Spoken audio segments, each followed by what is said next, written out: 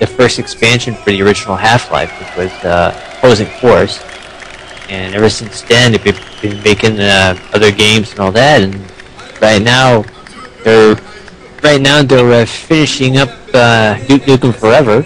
Yes. Which is a good thing. The Duke. Yes. I've heard that. Always bet on Duke. Yeah, always bet on Duke. Now I've heard that if the gameplay footage from what was that convention that ended a few weeks ago? That was at Seattle. PAX, yes. There was a moment where Duke Nukem. I mean, I think you can choose to do this if you wanted to, but he went to the bathroom, picked up some shit, and just threw it at the board. That's. And then he pees in the bathroom, and like you're watching him pee, and I'm like, okay. What the hell, man? No, I've heard that was in the gameplay. Like you actually you look at the ground, there's a piece of shit, and he picks it up and just throws it.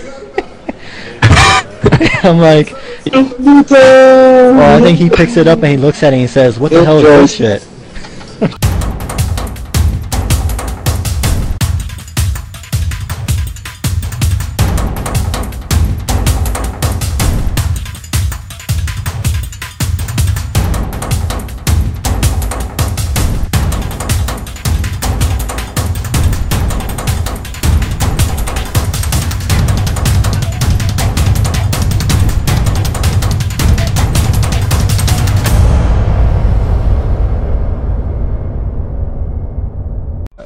But yes, I've beaten. Actually, I got Enslaved yesterday, and I played like 5 hours of it, and then finished it like today. Played probably like 5 more hours of it. Great game, man. I really enjoyed that game. I mean, even after 5 hours of playing that game yesterday, I was like, okay, I'm done. Let me go to sleep, and I'll finish it tomorrow, whatever. And after like 2 hours of sleeping, I was like, I want to play more of it. I was like, let me get back up and let me play more of it. But I think you've become enslaved to yourself. I have become enslaved within Enslaved the game. I also want to mention about the platforming. This is perhaps, I would say, before this game came out, Uncharted 2 or Uncharted the series had perhaps the easiest platforming ever in a video game. Matter of fact, Sly Cooper may have even had better, like much more easier. Like just in order for you to jump from a building to building is really easy to do. This game done it like much more further. Like this game, jumping on stuff, you cannot die unless someone's shooting at you. Like there's no way for you to actually fall to your death. Yeah. They will not allow you to fall to your death. So it is almost, it's really, it's casual. That's the way I look at it. It's like a casual action adventure game. They so baby step you throughout this whole entire game. I mean, I was playing this game on normal, and you know, besides a few instances towards the end where it got a little bit tough for me, the whole entire game is really easy. The boss battles are, you know, I may have died once, if that. The whole entire game is pretty easy. So if you're a gamer that wants competition and you want the hardest thing, this is like the opposite game you want to go to. The total opposite game you want to look at. I mean, it felt right though. I mean, it felt, when you're jumping from rooftop to rooftop or to pipes and rocks and whatever, I mean, it feels good. You know, his movements are very natural when he jumps to one location to another. This guy can jump pretty far away, more farther than Drake from Uncharted. But it felt right though. I mean, I don't personally mind that, as long as I'm moving forward and I'm not getting frustrated. I don't. If you want to baby step me, I'm fine with it, I guess. I don't. Moving forward, don't get frustrated and kick some ass. That's how you do it. Yeah. So I mean, that I thought that was done pretty damn well. There were perhaps moments in the game where I'm not exactly sure where to go. I mean, they try to give you clues with highlighting the actual things you jump on, like making them shine a little bit brighter than everything else. Yeah. But there were certain moments towards the end of the game where I'm like, okay, where do I jump? I'm not. There's so much stuff in this level. Like I don't know where do I go.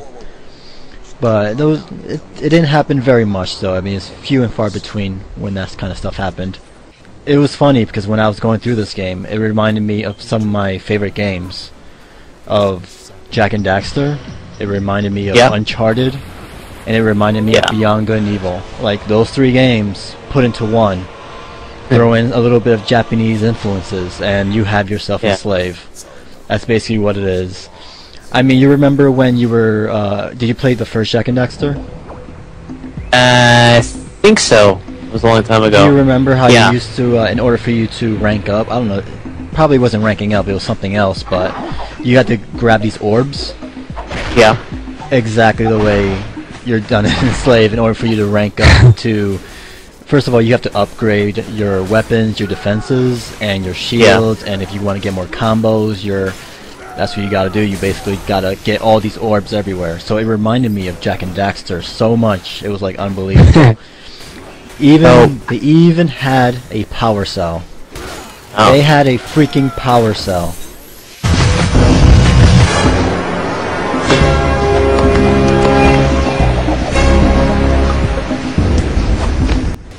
Exactly like Jak and Daxter power cell. I was like, holy crap! Obviously, these guys. Probably got influenced by that. Or something. When they first said power cell and I saw it, I was like, holy crap!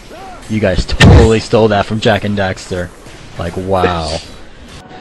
Another thing that actually reminded me of Jak 2, which if you remember Jak 2, you're actually having a hoverboard in that game. I think it was a hoverboard. Yes. You have a hoverboard in Enslaved.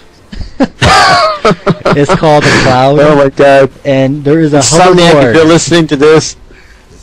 I mean, this game is so much like Jak and Daxter. I mean, obviously you look at it and it's like, well, it looks like Uncharted 2 because of the way he jumps and everything, which is, you know, very true. But she colored Monkey and Trip. I mean, freaking Jak and Daxter is probably the biggest influence of this game than Beyond Good and Evil and Uncharted. Yeah, a lot of games do that, though. They take influences from other games and try to make it almost the same or maybe a little bit better. I mean, take a look at God of War, for example. When it first came out, it was a big thing. Now everybody's trying to do the same thing with Mortal Kombat, Shaolin Monks, the new Castlevania. They're just it was about to be released, and even the Fantastic Four game. I mean, come on, everybody's trying to do the same thing. Oh yeah, like you said, when playing Enslaved, there everything's influenced from like Jak and Daxter and Uncharted and Beyond Good and Evil all at once.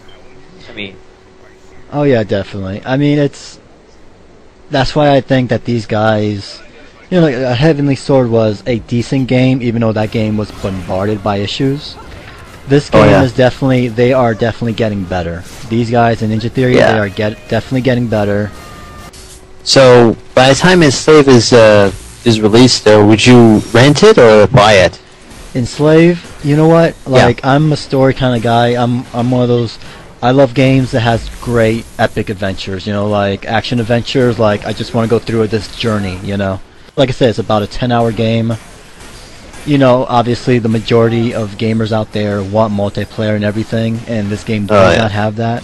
I was a little bit saddened that there was no behind the scenes after I beat the game. There was nothing. No.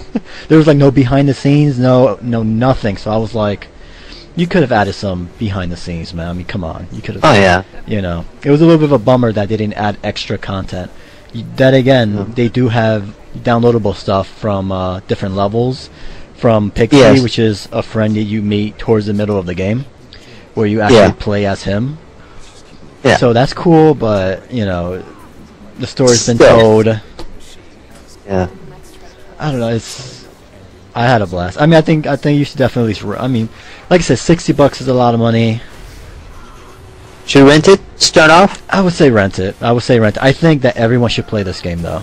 I think everyone should play this game. Buying it, you know, I would say rent it for everyone.